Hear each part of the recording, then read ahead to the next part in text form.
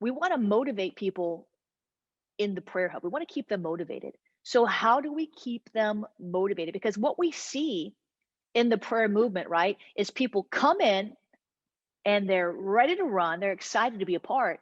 But then maybe after 2 or 3 weeks or 2 or 3 months, then they're not as motivated as they were when they first came in.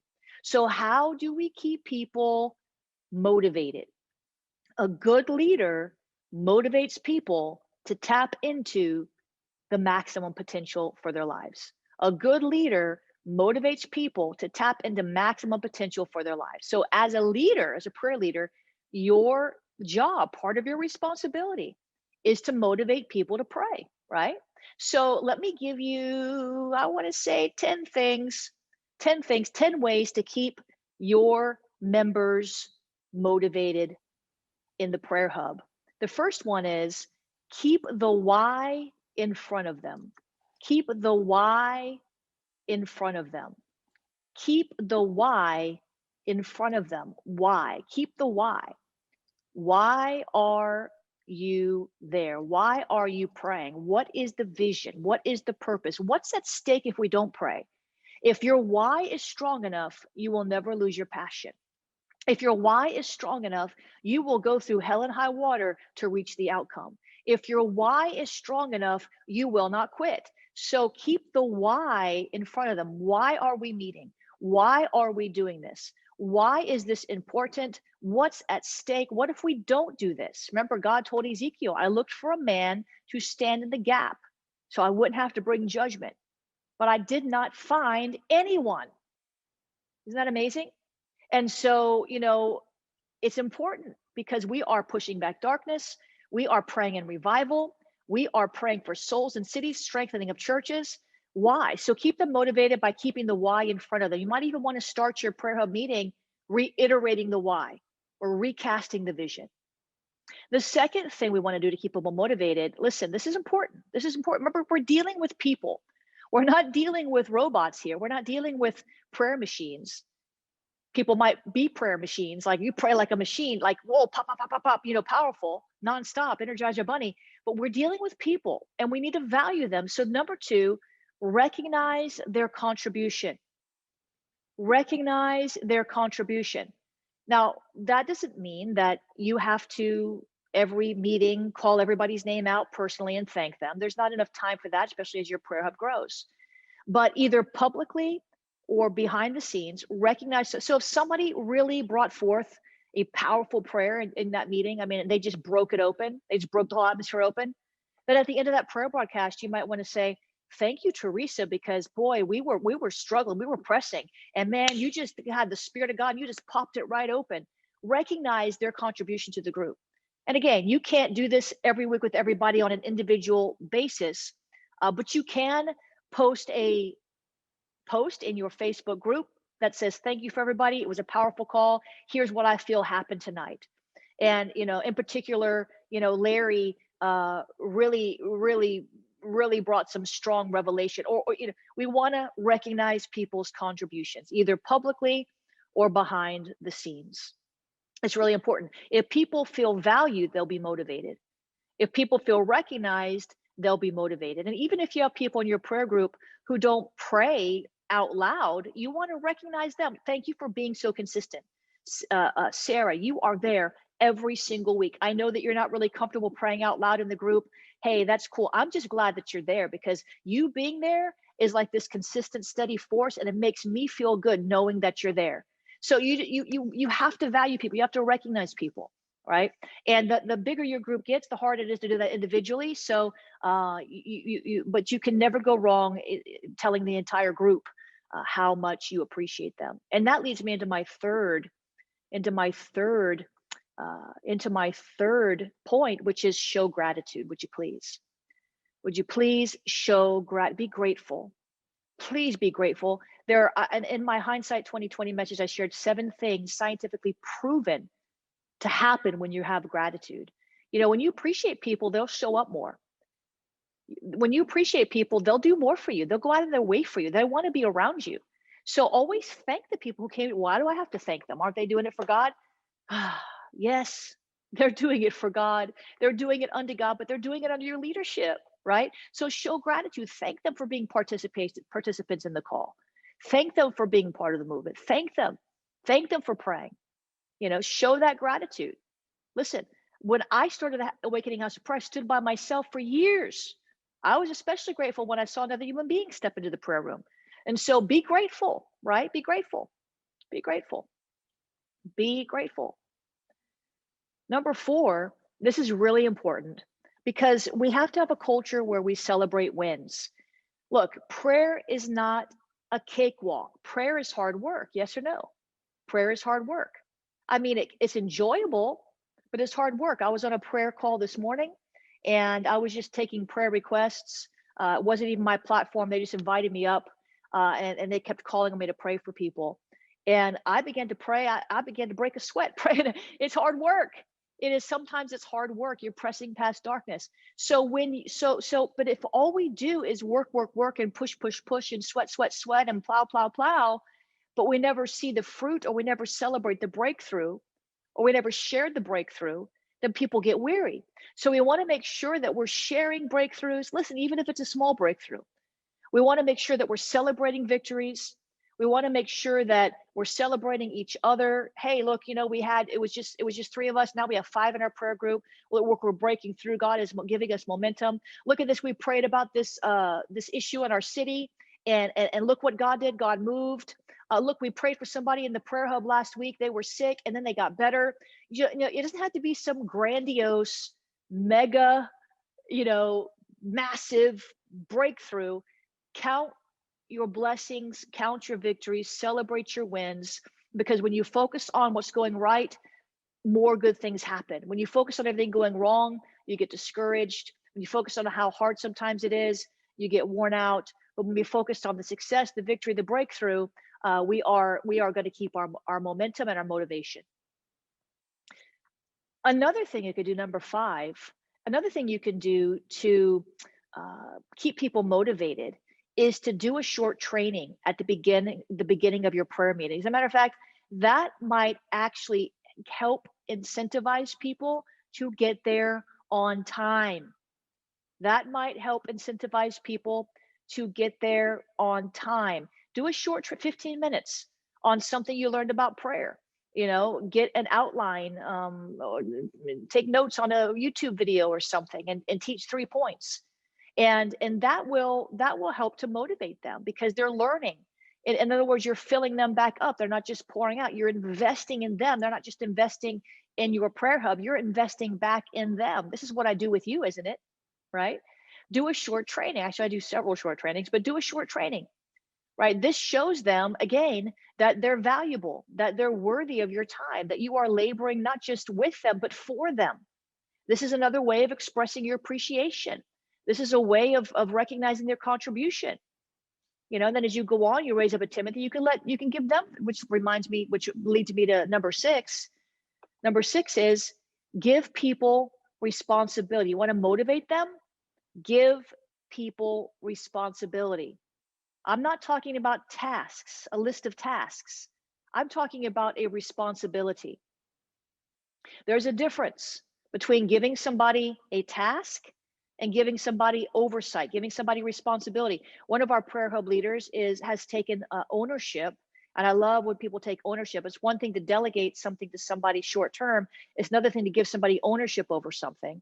And one of our prayer hub leaders has taken ownership over reviewing the reports, to parse out the challenges that you all are having, to parse out the breakthroughs, the prophetic words, to parse out the questions. And I skim them when they come in, but I don't have to dive deep and try to identify trend lines and try to parse out statistics. I don't have time for that. If I did all that, I wouldn't be able to prepare all of these teachings for you, right? So I gave this person not just a task, but a responsibility. And when you give people, and when you invest in people authority, when you invest in people responsibility, and not just a task, not just a to-do list, but they rise to the occasion if there's leadership in them at all. And that's also a great way to recognize the Timothys in your group by giving them responsibility for something. This is your responsibility every week to put up the prayer banner for the theme and find the prayer points. You give them responsibility. And that helps you identify leaders as well. but it also keeps them motivated. There are some people who will show up to your prayer hub and they don't want to just pray. They want to get in the action. They want to take a bigger role. Not everybody will want to do that, but find the ones that do, and they will be motivated and they will bring other people into your prayer hub. So give them responsibility. Another thing, number 7, another thing, and I've mentioned this in other teachings, but it's worth recognizing again for the sake of keeping people motivated. And that is, at the end, consider, you don't have to do these things, but consider praying for their personal needs. Having a time, and you have to be careful because this could go on for hours if you're not careful. But, set aside, let them know at the beginning, the last 15 minutes, if anybody needs prayer, we're going to pray for you. And if there's too many people and too much prayer, then what you do is you write down all their prayer requests and you say, I'm going to take this into prayer offline because I have respect your time. I know we said we were going to take 15 minutes. There's too many needs. There's too many prayer requests. So what we're going to do is I'm going to write all these down and I'm going to take this offline and I'm going to pray for you. So pray for their personal need at the end. That motivates people because then they get the idea again that they're valued. They're being recognized. Their need is being recognized. And just because they're intercessors doesn't mean they don't have messes or issues in their life, right? So we have to care about the people. We're in the people business. Understand, we're in the prayer business, but we're in the people business. God is in the people business, and it takes people to pray his will. Therefore, we're in the people business, not just the prayer business. We don't want to be robotic or mechanical or negate the real life needs and the crises and the trials of people. We want to be able to pray for their personal needs at the end. Number eight, create what I call stretch goals. Create what I call stretch goals. Stretch, like stretch. Listen, if you stretch a rubber band out 5 times, you stretch that rubber band never goes fully back to the way that it was. That's why eventually you have to get new rubber bands because they break. They've been stretched so far, they break. Now, we won't break if we stretch. We let God stretch us, we won't break. But you stretch a rubber band 5 times and it doesn't go back to exactly the way that it was because it's been stretched. So a stretch goal is a goal that's just beyond your reach of your current capability. Just beyond your reach.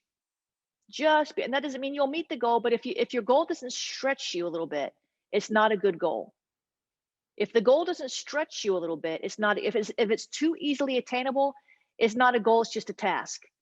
If we don't have to stretch to get to a goal, then we're not going to grow in the process of reaching the end line.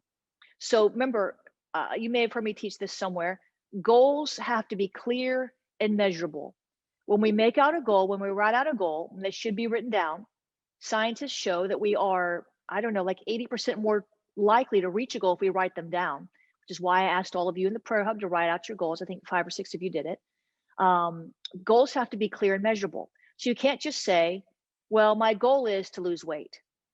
Okay. So if you lose a pound, will you be happy? No, I want to lose more weight. Well, how much weight? Well, I want to lose 20 pounds. Okay, so if you lose that 20 pounds over the next 5 years, will you be happy with that? No, I want to lose it faster than that. Well, by when do you want to lose it? Well, I'd like to lose it in the next 2 months, 3 months. So if you're going to create a goal, it needs to be clear and measurable. How much by when?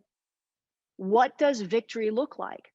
And so when you create stretch goals, it has to be a little bit out of your reach. If it's not out of your reach, it's not really a goal. It's just a series of tasks to do something that's easily done, right? So one of my goals is to have 1,000 prayer hubs by November 2021. Now that's an audacious goal. That is a goal that will take God Almighty himself intervening and all of you praying and reaching out and multiplying, right? And so, the Lord gave me a tagline, the million intercessor prayer movement. God gave me that. The million intercessor prayer movement. That's crazy. Isn't that crazy? Well, it is. But guess what? I could say, well, I want to have 100 prayer hubs. That was my first goal. We met that. Then my next goal was 250. We're right on the cusp of that. And the next goal after that's 500. And then 1,000 will be easy after you get 500 because you get momentum. But those early goals you make, you have to stretch. You have to stretch. And so that's one way to keep your team motivated is to have a corporate goal or a prayer hub goal. And maybe your goal is Maybe your goal for your prayer hub is we want to meet. We want to start meeting twice a month by April. We want to have enough intercessors where we have a leader and a number two, and so the number two can do the second meeting and another day of the week. We want to have that by April. We want to have 2 meetings a week by April.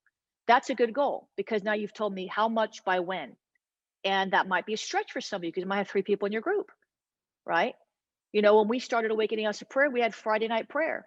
About a year ago, we started Monday night prayer because I really felt like we needed to have more prayer meetings than church services, and it was annoying me.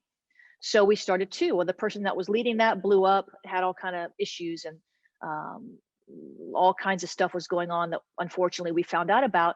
And I said, well, I guess we'd have to shut it down. But another leader rose up to help take it over the Monday nights. And now we have a rotation where there's a rotation of, I think, 3 people right now where they rotate so that all of them don't have to go every week. And so, God will breathe on something, but you have to know what God wants for you. So create those stretch goals. And I could talk a lot more about goals, but we won't right now. Let them know, number 9, let your prayer hub leaders know, let your prayer hub members know that you are looking for leaders to raise up. When you let your prayer hub members know that you're looking for leaders to raise up, those who have leadership potential, those who know they're called to do something more than sit on the sidelines and just participate now and then, they will begin to rise up and they will begin to ask you, what can I do to help? When you let people know that you're looking for leaders, those who are leaders will respond. Now, you might get some who respond, who flake out or flame out or fizzle out or sizzle out. But when you let people know I'm looking to raise people up, you will have more people gravitate towards you who really want to be raised up. And that will motivate them to show up, right? If they want to be raised up and you tell them, I want to raise people up, they will show up. They will show up. Number 10, ask them for their feedback. Would you please ask them for their feedback? Let them help shape the hub. Let them help solve, let them help you identify the challenges. They see things that you don't see. They have answers that you don't have. So make them feel, this goes back to making them feel valuable. We're talking about motivating people in your prayer hub. Well, when they think that you care what they think, when they know that you care what they think, even if their idea wasn't great and you couldn't implement it, at least you gave them the opportunity to put it on the table so it could be hashed out, thought out, prayed out. So ask them for their feedback. I mean, you don't have to do that in every prayer meeting. You could email them after, you could text them after, you could put it in the Facebook group after. Hey, how did you think that went tonight? What could we do better? One of our values at Awakening House of Prayer and Awakening Prayer Hubs is make it better. How can we make it better? And if you're always looking for ways to make it better, God will show you ways to make it better. You find what you're seeking most of the time. If it's godly, you get what you pursue most of the time, whether it's godly or not.